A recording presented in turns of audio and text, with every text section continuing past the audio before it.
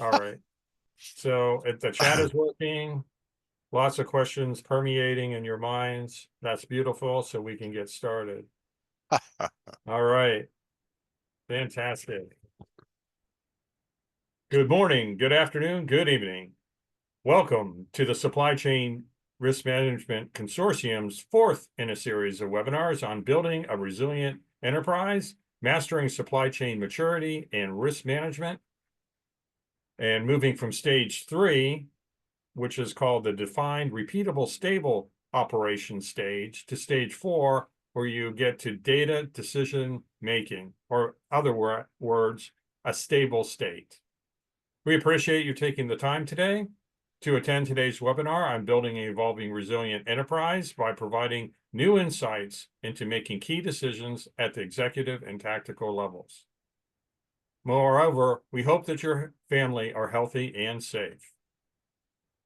So this is the fourth webinar in the series, but first we had a webinar back in November, which is on the Supply Chain Risk Management Consortium website, Identifying the Wall. Then webinar 2 was moving from stage 1 to stage 2 back in January. In February, we went from stage 2 to 3. And today we moved from stage 3 to 4. And then next month, we'll get into stage 4 to 5, and then we'll wrap up the series by looking at the overall ecosystem and driving overall improvements. Again, welcome to this webinar series. Please enter any question you have in the chat at any time. My name is Jim DeVries. I am founder of Enhance International Group. And with us, we have Greg Schlegel, who is the founder, managing partner of the Supply Chain Risk Management Consortium. And we'll do introductions in just a few minutes here about our companies. With that, I just want to cover the deliverables today. We'll give you insights to build a resilient enterprise from stage 3, the defined repeatable operation stage, as defined by Gartner. Then we'll get into overcoming the barriers to increase operational stability. And then we'll give you a roadmap to stability. And then we'll give you a success story on how to move from stage 3 to stage 4, a company that we have supported in that move. And then we'll get into the financial payoff of increasing maturity. So with that, we kick it off with Greg. A little background, Greg? You bet. Pleasure to be here with you today to talk about our passion, which is building resilient enterprises. This is basically who we are and what we do at the Supply Chain Risk Management Consortium. We are 33 companies, about 1,700 supply chain risk professionals around the globe. We operate in 23 countries at the moment. And as you see on the right-hand side of the slide, we pretty much have 3 pillars in terms of service and products. In the middle of the slide, we focus on education. That's how we grew up. We grew up out of MBA classes here in the States. We have a lot of education partners, and we'll talk about what we have in a minute. In the middle pillar is consulting. We do a lot of consulting on supply chain risk and resiliency. We more or less lead, guide, direct, and coach companies on their journey. And then on the far right side of the slide, we have software companies, cloud-based organizations who essentially have software to do the heavy lifting that support our vision of our book in terms of what supply chain risk and resiliency is and how to exercise it globally. So pretty good capabilities there within our pillars. On the left-hand side, we have 5 product areas. We have 2 online certificate courses, self-paced. You end up with a certificate. One is based on manufacturers, and the other is fairly new. It's about service and logistics and a focus on public healthcare NGOs. We do a lot of work with NGOs across the water. We do journey coaching and consulting, as I mentioned. We have a host of platform solutions to improve your visibility, map your supply chain, optimize, and so forth.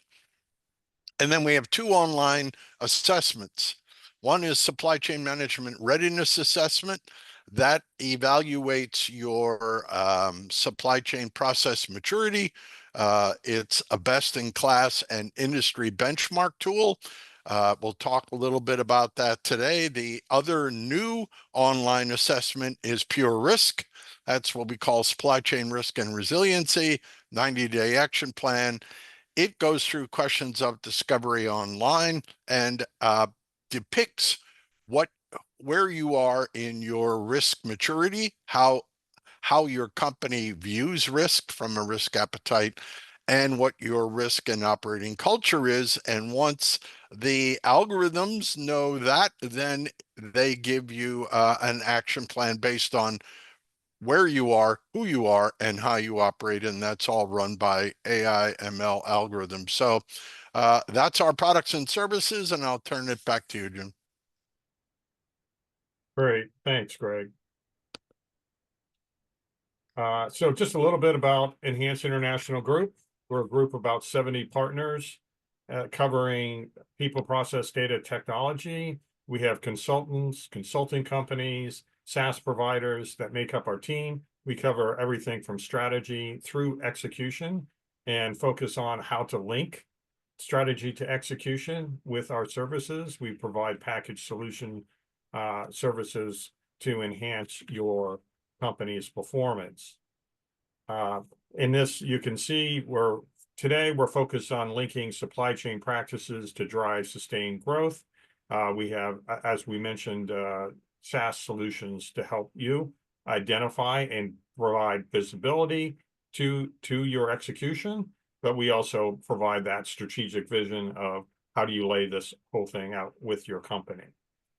All of our solutions have guaranteed return on investments of 3 to 12 months, depending on the size and the scope of the job.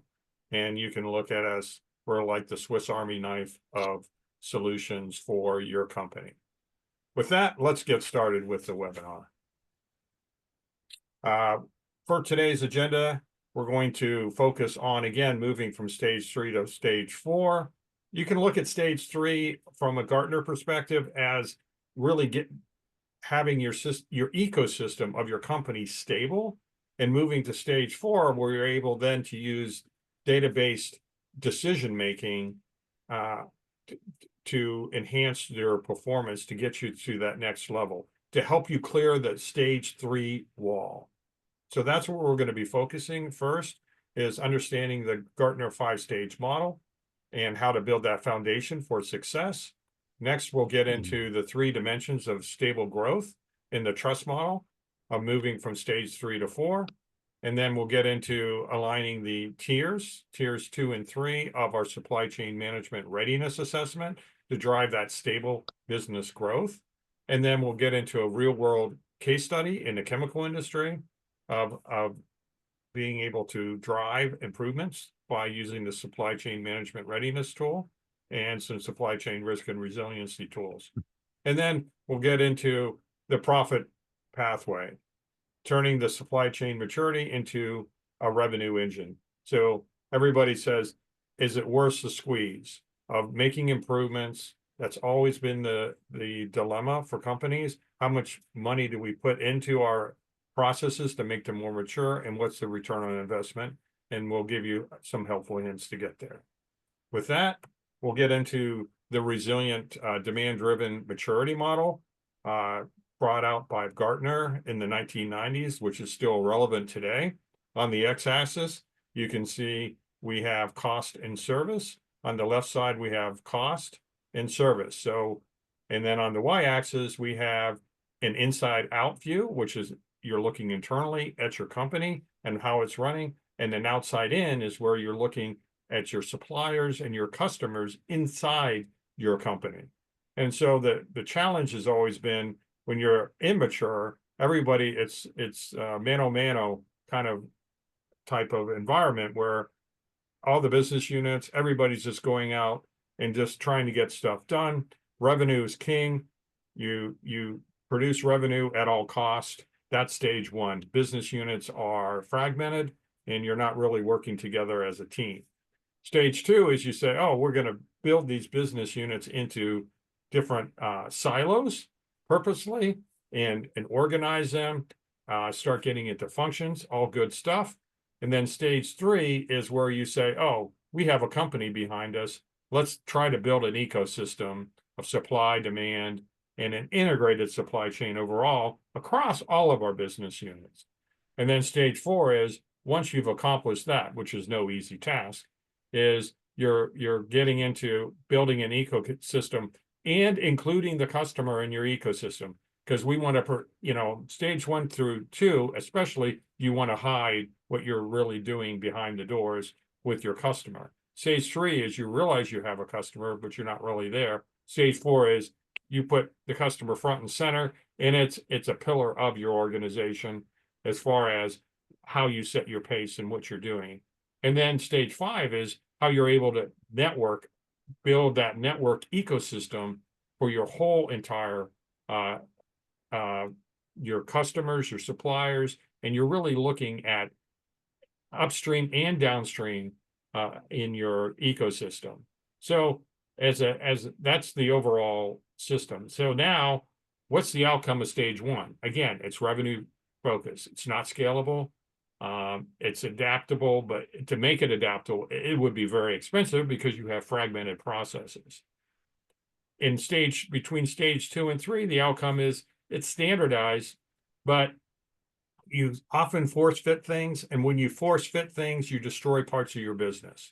And anybody who's gone from stage 2 to 3, you notice that you lose customers, you lose people, you lose standardization of processes, but you say, we got to get it to work. And in this stage, it's locally scalable, but it's not adaptable across an ecosystem. So when you get to stage 3, again, this is the wall. You get across that, and now you're realizing that you are able to create a stable ecosystem, and now it's such that you're able to optimize your ecosystem versus just optimize a single business unit.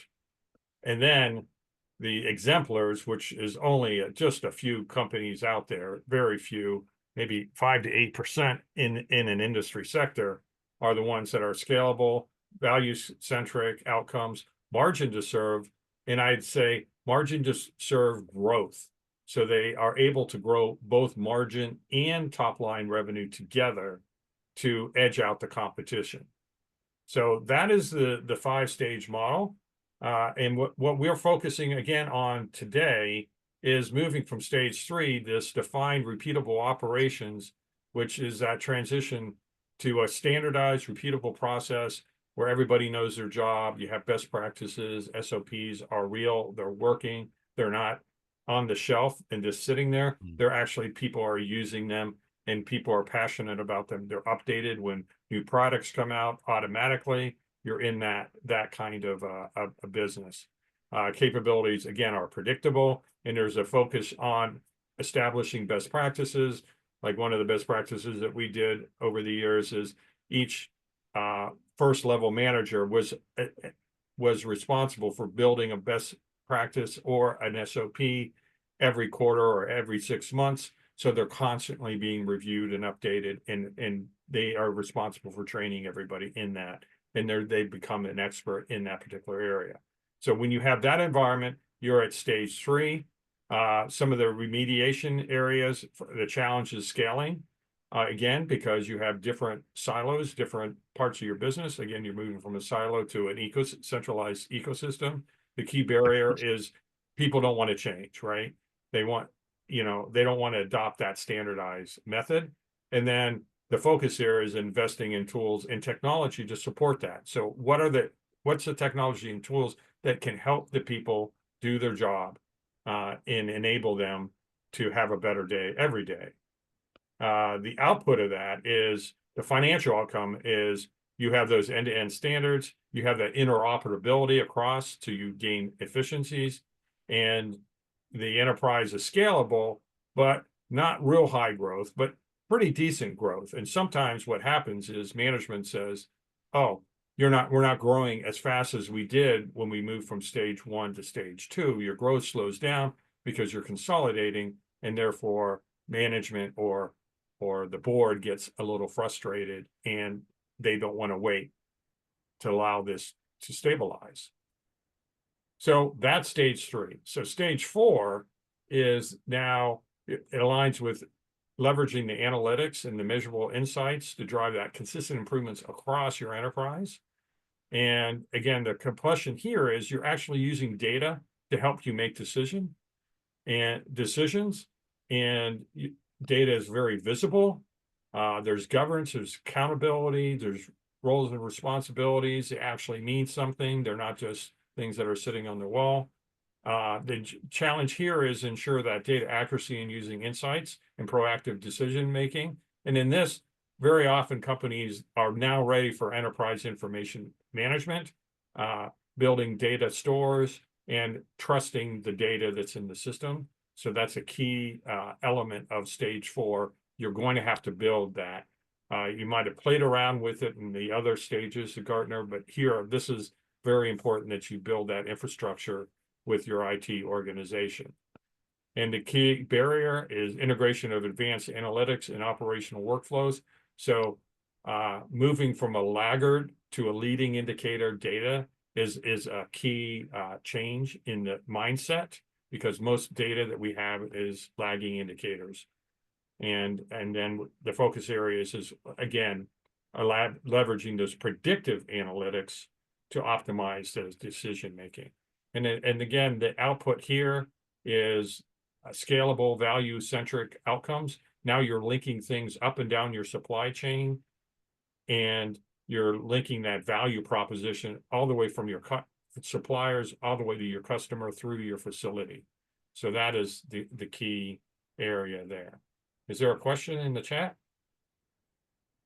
I do not see any. Okay, so with that, we are coming into the, if you would enter in the chat what stage where you're at.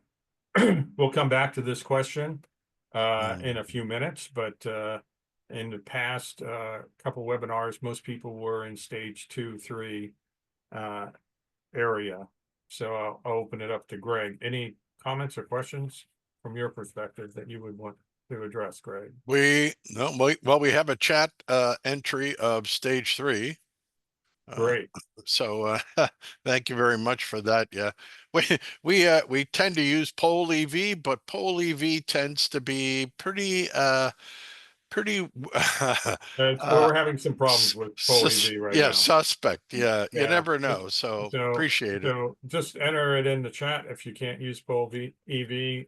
We're not finding it working for this particular question, unfortunately. But you know, there's no right or wrong where you're at stage. Well, we'll come back to this question to see where you're at. Stage 2. Yeah, there's nothing to be ashamed Yep, about that's it. good. Thank you. There's no right or wrong. That's one of Greg's favorite phrases. No right or wrong. That's true. And That's it's true. just where you are. The wrong answer is saying you're somewhere where you're not. Because everybody has to be on the same page in order to say, where are you at today and how are you going to improve tomorrow? So very often that's a whole discussion in itself. But usually it helps to go out for dinner and just loosen up a bit to get real. With that, I'm going to turn it over to Greg. Yep, you bet. Thanks, Jim. Get you grounded on the 5-stage Gartner, which is part and parcel to our discussion over the series of 6 webinars.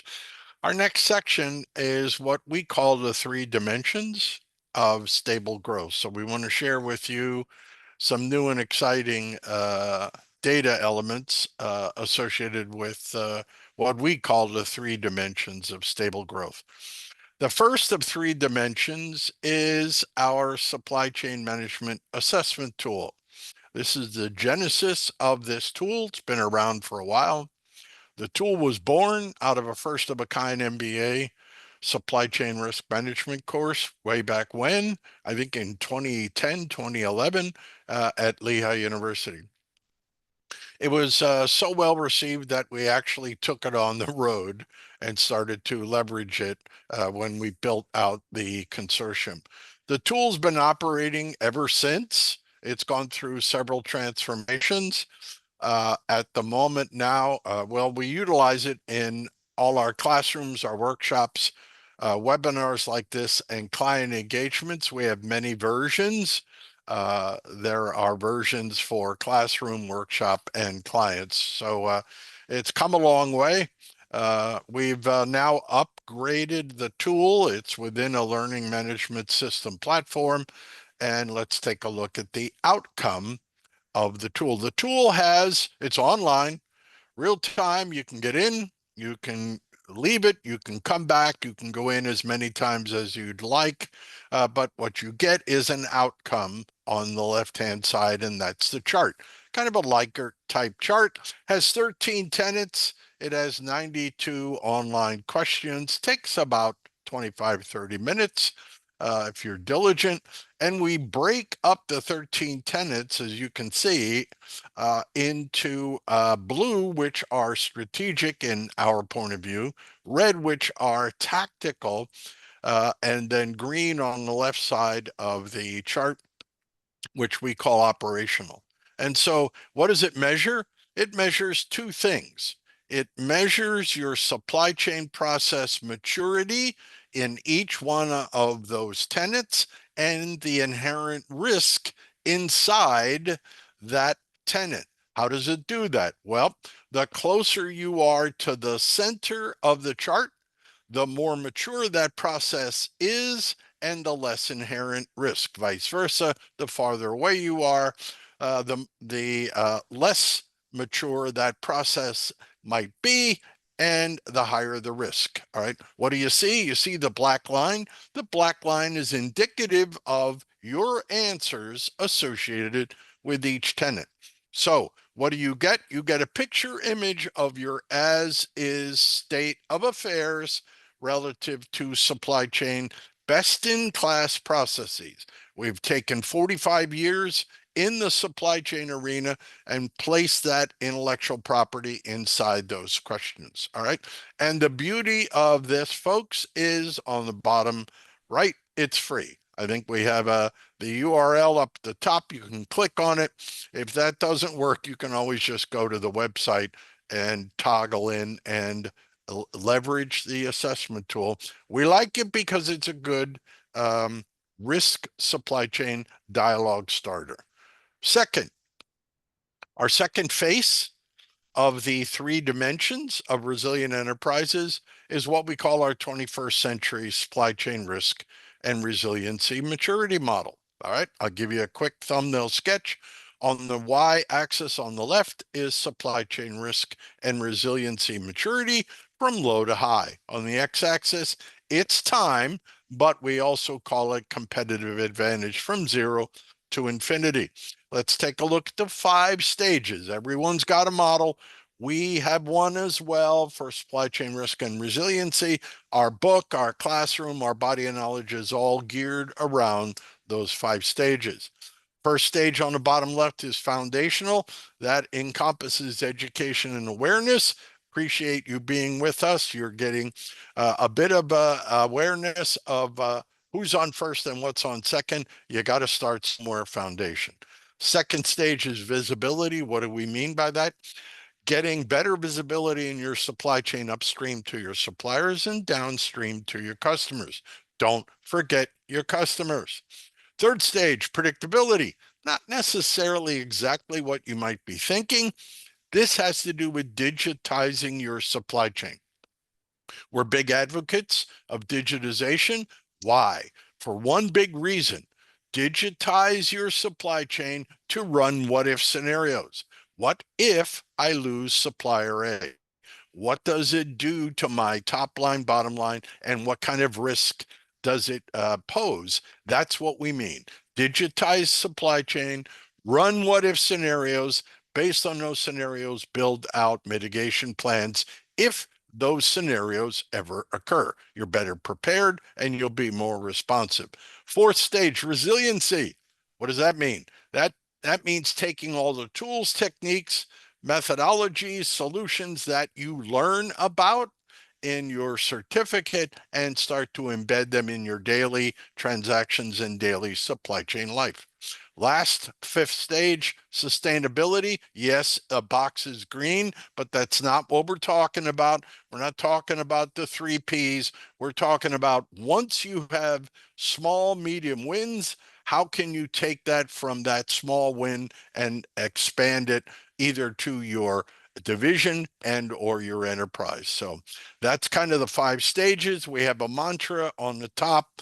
Our mantra is always identify the risk, assess the risk, mitigate, and manage the risk. On the bottom of the chart, you can see that we superimpose a heat map along the 5 stages. So when you're in foundation and visibility, we think you probably have high inherent risk. As you move up the maturity model, you can mitigate those risks. So our question to everyone all the time is, where are you on the 5-stage maturity model?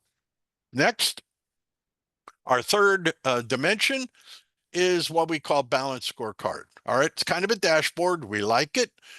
We like the balance scorecard, whether you're familiar with it or not. It's got 4 major question areas: financial questions, customer questions, internal business process questions, and growth and learning. We like it. We advocate it. The first and second boxes are financial perspective. How do we as an organization look to our stakeholders and shareholders? The second question is, how do we look to our customers and what are our customer expectations? The third and fourth boxes are essentially internal business perspective questions. What must we excel at to do well, all right, in terms of processes? And then finally, on the bottom, the fourth question is growth and learning.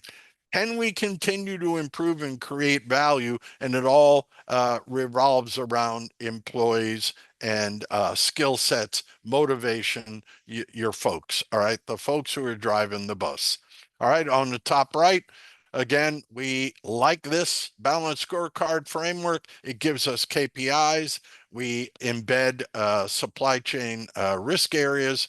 And then we also talk about strategic, tactical, and operational risks as well. So we like the framework because it's a good cascading effect where you start with the 4 basic questions, you go through questions of discovery, and then you move down that cascade throughout the organization in terms of identifying areas of risk, then types of risk, and then KPIs, which there are a plethora, both performance KPIs and supply chain risk KPIs. So with that, this leads us, those are the 3 phases of our dimensions, if you will, of our resilient enterprise.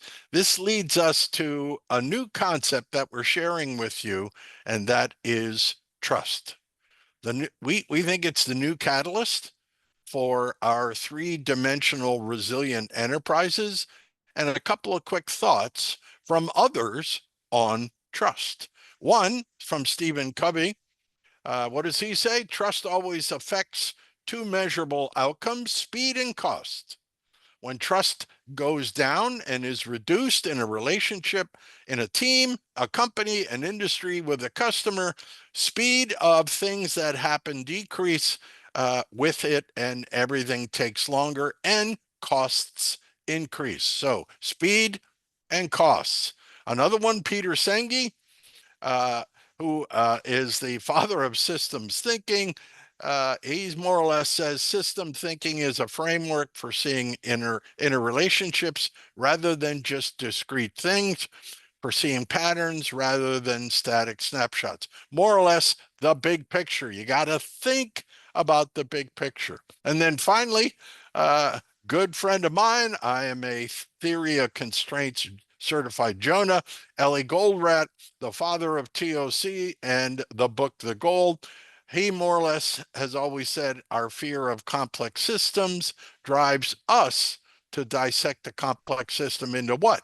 Subsystems. That leads to diverting management attention to chase local optima. So we're talking about the big picture. All right. And in terms of the big picture, we want to share with you something brand new. You are the first to hear about something new on the horizon from the Supply Chain Risk Management Consortium, and that is the trust molecule. And we like to talk about it in terms of the chemical slant. All right. To us, it's the catalyst to drive supply chain transparency and resiliency. So you can see the three faces of three dimensions of our resilient enterprise, and we plopped in trust right in the middle. So in chemistry, we call this picture kind of a fluid dynamic situation. All right. So think about a water balloon. All right. When you have a water balloon, you squeeze that water balloon, what happens? It bulges all over the place, right, left, and so forth. Very tough. All right. Trust to us drives this fluid dynamic approach relative to supply chain performance improvement and risk management. So we'll be working on this concept in the next 12 months on a research project, culminating in what we think is an online framework that'll provide everyone an as is status of the trust relationship in your supply chain and a path forward as well. So we're very excited about the trust molecule. So with that, I'll turn it back over to Jim. Thanks, Greg. By the way, Greg, we do have a question in the chat. If you want to take a first stab at it, organizations that are pretty reactionary, but have response plans ready to activate for internal or external events, where would they fall or fail? Where would they fall? Yeah. All right. And Where would they fall? it's a good question. Try to answer it right now. Most organizations, we've been in this business for 15 years. Most organizations are reactionary. It's tough to get them to become proactive because we in our human DNA, folks, we are reactionary. All right. Our governments are reactionary.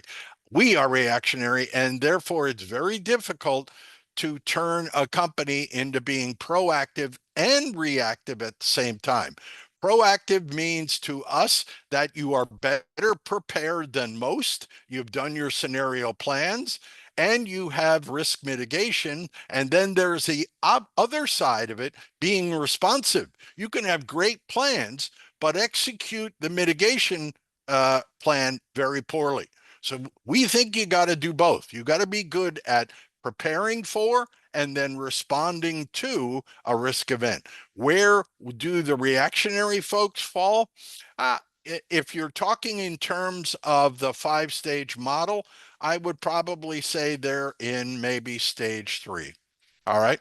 They've gone through, they might have done a bit of digital modeling, but a lot of companies are still the exemplars, folks. There's about 400 exemplar companies who do everything that you're learning about today. They're out there. They do both pretty well. They're very proactive because they look at opportunity. They look at risk as an opportunity, not just a negative aspect. They turn it into opportunity, and then they're normally much better prepared for and better responsive to a risk event. I hope I answered your question. Yeah, and I'll just build on everything Greg said. And you see on stage 4, it gets into predictive, which means you're no longer relying daily on reactionary metrics, lagging indicators, and really switching the mindset from lagging indicators, like how many units you made is a lagging indicator. The time it takes you to make every unit and is is getting closer to a leading indicator. So you may have the best intentions, but if you're running your company on lagging indicators and reviewing what you did last shift, and you're not putting in predictive into your daily predicting metrics and so forth into your daily plans, and looking at the variance to plan and what's the difference between what you should be doing and what you're and analyzing that on every shift, every person in the day, those are the companies that are able to scale the law. But very often just putting risk mitigation plans in and using them on lagging indicators, or when this happens, you're still reactionary. So that's the transfer of mindset that needs to occur, aligned to what Greg shared with you. So we'll move on to the alignment of the assessments, the tiers 2 and 3 of our supply chain management assessment to drive that stable growth that we're talking about in stage 3. And again, reviewing back this model, we went through the 5 stages, but here the supply chain management readiness assessment, Greg talked about the ring of fire, which aligns to about stage 1 to 2 in the maturity model of Gartner. Apprentice and mainstream are somewhere in that stage 2 to 3. And then the exemplars are at the top of stage 3 is how we've laid it out. Aligning the supply chain management readiness assessment to the Gartner model. Then when you put on top of that, how you get there. So tier 1, we have the tier 1 free assessment to find out where you are, what stage you are. So 20, 30 minutes with you and your team to complete the assessment.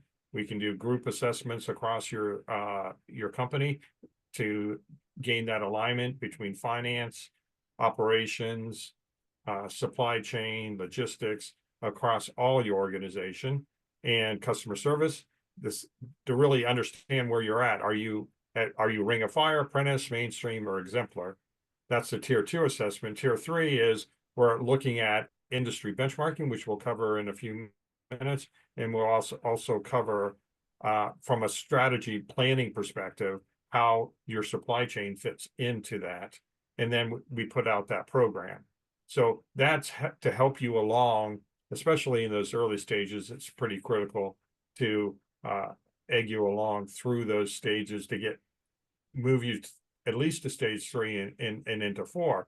We feel that the supply chain management or the supply chain risk and resiliency assessment really helps you from the visibility and predictability stage that we just discussed just a few minutes ago, help you address the wall that actually happens at stage 3 for all companies.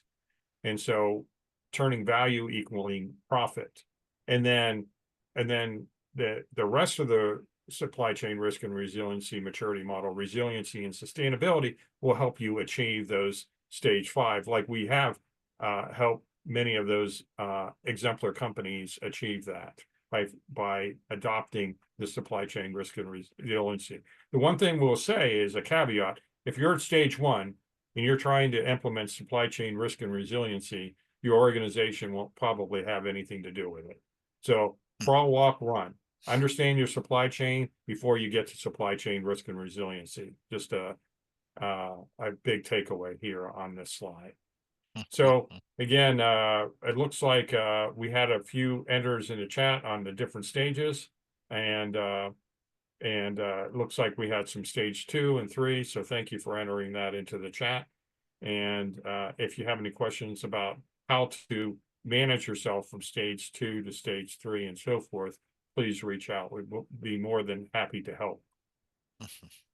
With that, I will try to move to the next slide where we want to line these things up. So that's the Gartner maturity model is kind of torturous. It's kind of goes around zigzag. So we put it in a linear fashion. So how do you move? What is the roadmap to exemplarship? So we have the 5 stages for Gartner.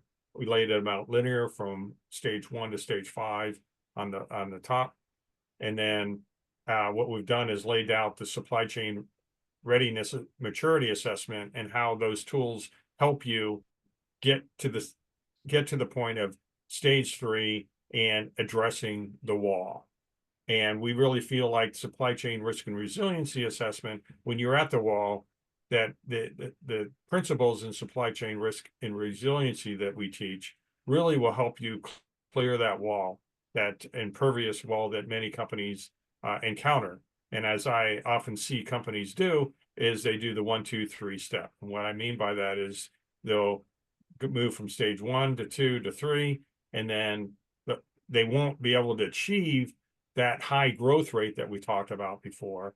The board fires everybody, the company goes into disarray, and they go back to stage 1. Eventually, a new CEO comes in, they move them to stage 3, but they get stuck, they can't move because it's a different mindset, completely different mindset to move from stage 3 to 4 than to move from stage 1 through 3. Again, you move from the inside out world to the outside in world. Not easy. So it takes a special CEO to be able to flip the switch and say, we're going to move from inside out to outside in. And so that's a little bit on the maturity models. Now, what we want to cover is our tier 3 offering for the supply chain management readiness assessment, which gets into quartiles. And this is benchmarking you relative to your competition or your adjacent suppliers or customers, suppliers in your network. So from an industry perspective. So where do you rank in your supply chain performance? So if you have a supplier and they're less or more mature than you are, that's going to help or hurt you in operating your company. So what you want is your whole entire supply chain to be at least as good as you or better than you in order for you to improve your performance even better when you're going upstream and downstream. So how do you compare yourself? So again, what we've laid out is the concept of industry benchmark, which is pretty standard, but you break up all the performance of all the different folks in your industry, and you break them up into 4 groups. And the first 25%, the second 25%, and so forth. And those are identified as the lower quartile, P25, you see down here, the P50, the median, or P75. So here you have the laggards, the average, followers, and leaders, as we've called them here. And you also see in this scale up here. So the way that works is, again, the leaders are the highest performance in the highest 25% of all the data that has been collected in that industry. And the followers are 25 to 50% and so forth. So that's the layout of the industry benchmark for your industry. And we have, of course, hundreds of assessments, as Greg mentioned, 10 years of tracking this, a lot of experience. So that's what is one of the things that you get out of performing a group offering of the tier 3 offering for the supply chain management readiness assessment. And so the question is, where is your company? Are you at the bottom or the top? And so it's not just where you are overall, but where are you relative to your nearest competitor, of course. So with that, we show the best in class performance here. This is over all data between 0 and 10, where again, 10 is a ring of fire. The lower the number, the better you are, as Greg mentioned. But let's just say the overall is 4.9 in the mainstream. And you can see aerospace industry is plotted out, electronics, petrochemicals a little bit worse, their distribution, and heavy is just a little bit slightly worse than them with a higher spread. So this is, again, there's no right or wrong, but the question is, where are you? And Greg will show you for the case study where the case study company is on the industry benchmark. So that's one of the deliverables, again, for that tier 3 supply chain management readiness benchmark offering. So let's take a deep breath and say, okay, if we want to move from stage 3 to 4, what do we need to do? What are some of the big things? Again, number 1 is break down those silos of decision making. Again, you're not going to be looking at it from end to end, from supplier to customer. So you're no longer looking at value streams on a product line, you're looking at across your business. The second is you have to have everything standardized, and you have to have governance across all of your processes, enterprise, and you have to have enterprise-wide supply chain standardized policies and have consistent workflows. Third is technology. Technology does play a big role here, especially moving from 3 to 4. It's very hard to do that without good data, believable data, and having a single moment of truth, so to speak, is absolutely key. You're moving to predictive analytics, and you're moving away from lagging indicators to proactive leading indicators. You're going to have enterprise information management, and you're going to be having that run your company. Then with that, of course, you have that ensure that data consistency, it's believable. You'll have real-time dashboards, not dashboards that are updated weekly, and you're making decisions weekly on things that need to be made in real time. So you're getting closer to real-time decision making, all possible in today's AI world. And we have many providers that can support that. And then overcome cultural resistance. Of course, culture is something that should never be taken lightly. You have to bring everybody along so that folks feel included, and you have the agility to deal with these things, and everybody has a stake at the table, right? They have something to go on. So with that, I'm going to turn it over to Greg. Yep, you bet. Coming at you. We've shared a lot of data with you so far. We wanted to kind of take a pause and show you a real world case study of some of the tools and techniques we've just explained to you. So what we have here is we have an actual chemical company went through the assessment. This is their assessment results. You can see their chart on the left-hand side. You can see the black line, which represents their as is state in terms of supply chain process maturity. Up on the top right, we categorize and we calculate who they are and where they are, and they came in at 4.2 out of 10, and that in our category is an emerging leader out of leaders, mainstream, apprentice, and ring of fire. So essentially, they're pretty good at supply chain process maturity. Then what we also do for them is we calculate their strategic, tactical, and operational focus, and we identify those 3 areas, and then we look for the strengths. And in this case, their strength seems to be in the tactical side, which are the red elements. They're much stronger on the tactical side than they are strategic and or operational. And so we go through that net analysis. Remember, the lower the number you see, the stronger the process tenet is, meaning their strength or their weakness. All right.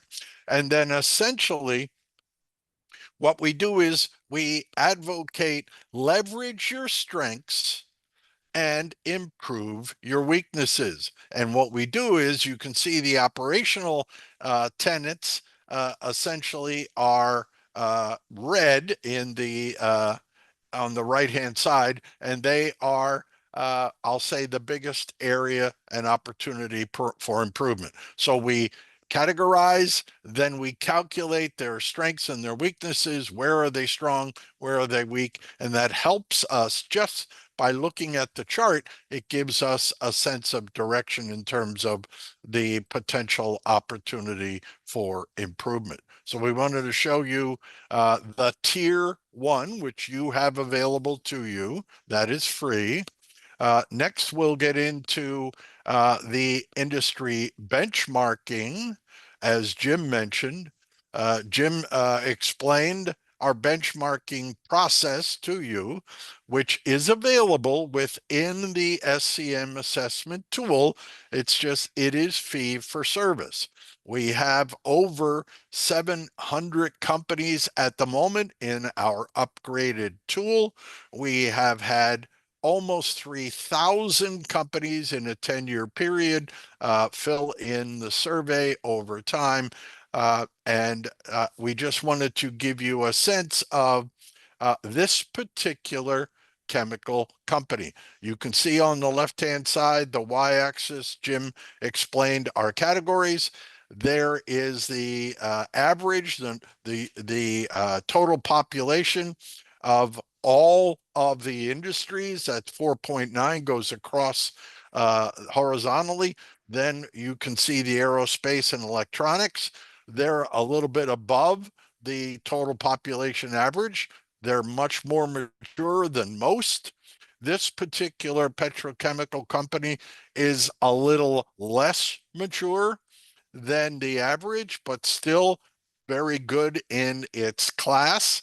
And then we also posed a heavy industry. So you get a sense of where the industries are in total, in aggregate total from our database. And the chemicals on average, what we've seen, because we go across all industries, on average, they're a bit less mature in their supply chain processes than, let's say, aerospace and electronics. And we can understand why. But this is a picture image for the company relative to where they are in their industry. And this normally, when we benchmark companies within their industry, this normally gets a lot of executive attention. All right, because we're benchmarking them against their nearest competitors in their industry. So again, we have more opportunities to take a look at and slice and dice in this tool. The next one is what we call tier three. That's where we talk about prioritization. You looked at tier one, which gives you a snapshot. Then we go into strategic, tactical, and operational strengths and weaknesses. And now we ask a few more questions when we get engaged with the client. And that is, you can see the 13 tenets, but we ask different questions. Of the 13 tenets, which of these tenets are more important to you? And how satisfied are you in terms of the performance of those tenants, or vice versa, how dissatisfied are you relative to each other's 13 tenants performance? But it's not easy. The charts are a little bit tricky, but the net is we take the two outcomes of those questions of discovery, and essentially it gives us a prioritization improvement game plan. And over on the left, for this company, we plopped out 5.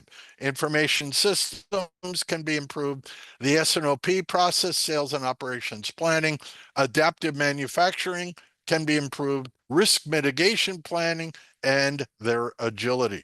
So we help them get aligned in terms of getting the biggest bang for the buck when you improve some of these supply chain processes. And so the net for this particular client, what comes out of the roadmap game plan are persona action plans for this chemical arena. And the action plan looks like this. To recap, on the top left, this company is an emerging leader from a best-in-class process process maturity point of view. Their strength is in tactical processes, and they are a leader in their organization. The action plan basically came out and said you should be focusing more on supply chain agility and resiliency, beef that up, develop new metrics of success to support supply chain risk to get ready.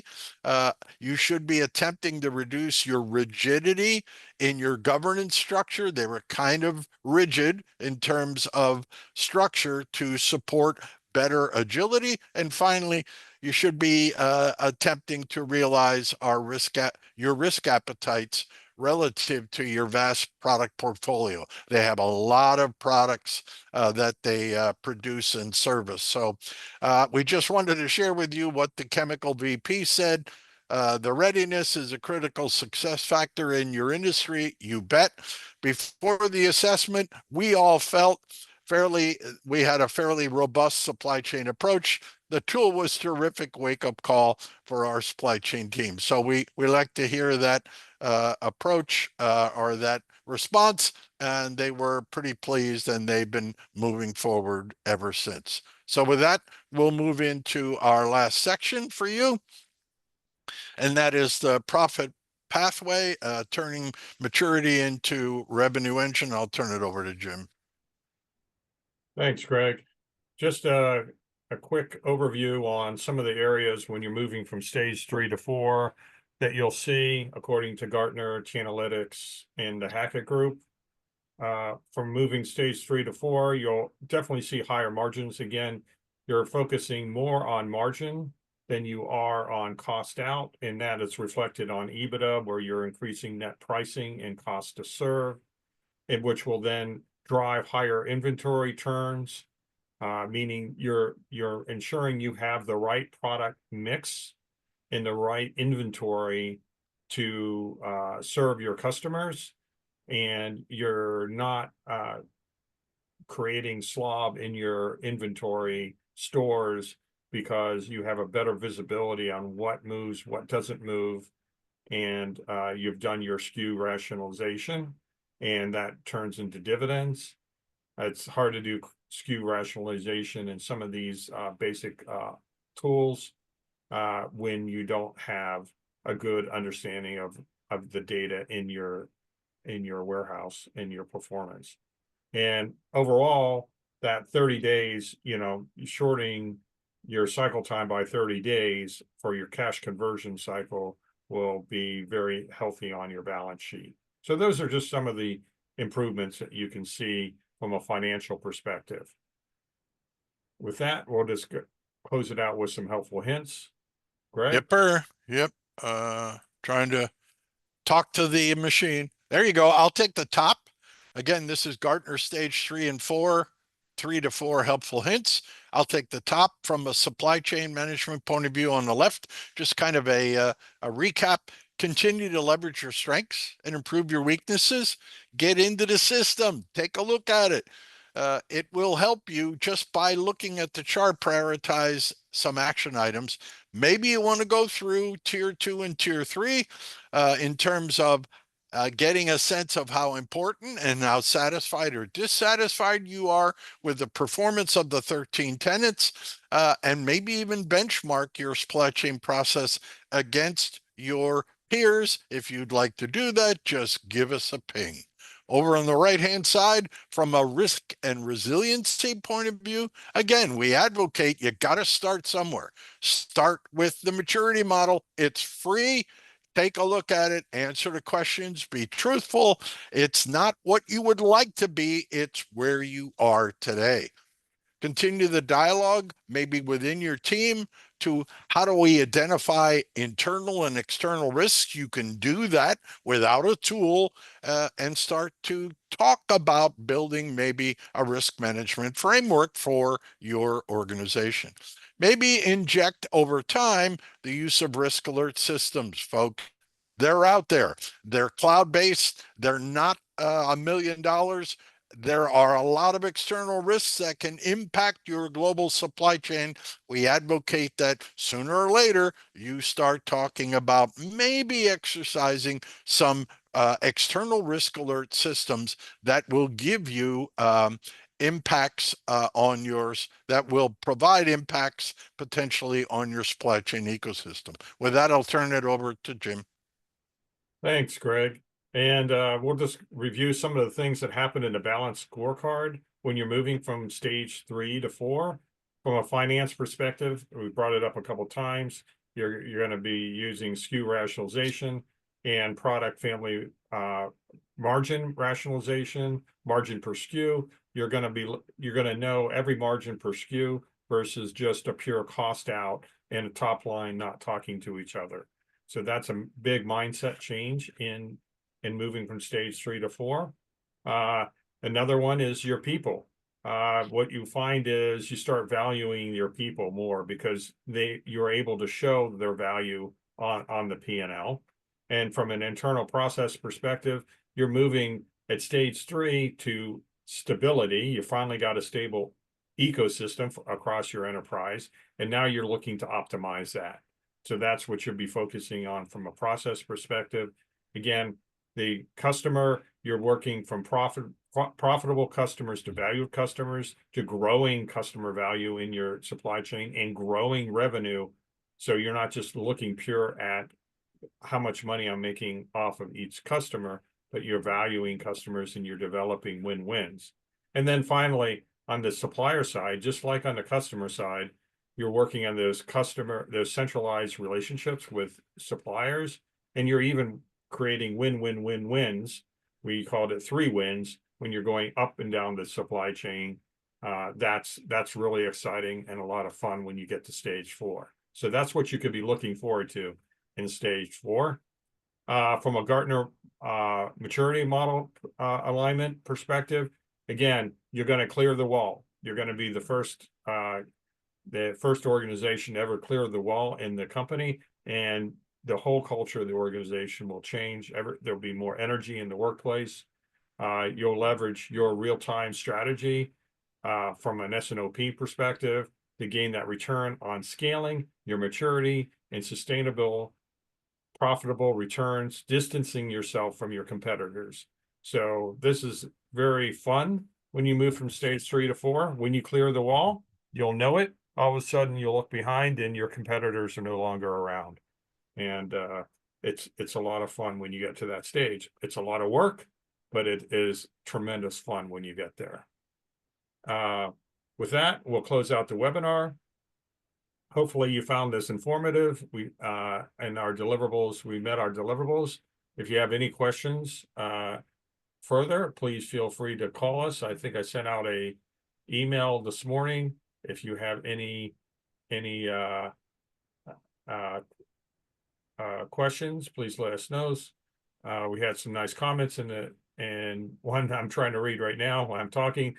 You like the balanced scorecard approach and the addition of trust. Yeah, thank you. Great comment, Chris. Thank you for your comment. And with that, our next webinar will be April 17th, not too far away. So we hope to see you there when we move from stage 4 to 5, which is the most exciting stages. But again, there's only a few companies that have reached there. We'll be more than happy to take any questions on any of the stages to get there. With that, Greg, you want to close us out? You bet. We hope we provided you with some few helpful hints regarding our perspective on the resilient enterprise, especially relating to our trust molecule, which is brand new. It is a journey. Remember that it's a journey, not a point solution. So feel free to start your journey by exercising our free online supply chain readiness assessment tool and get an as-is status of your supply chain process maturity. Our next webinar, as Jim mentioned, will cover moving from Gartner stage 4 to 5, and we hope to see you there. Thanks a lot.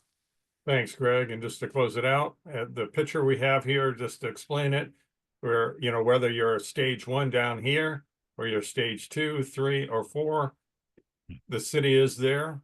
The city of gold is there over the rainbow, so to speak.